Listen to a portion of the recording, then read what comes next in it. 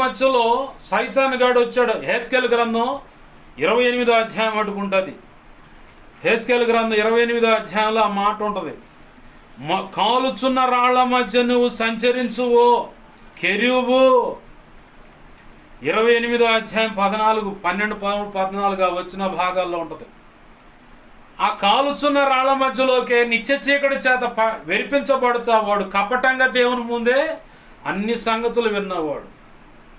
ఈరోజు సైతాను చేత వెరిపించబడుతున్న వాళ్ళు చాలామంది ఉన్నారు క్రైస్తవ ప్రపంచంలో. కుటుంబాల్లో కూడా చాలామంది ఉన్నారు.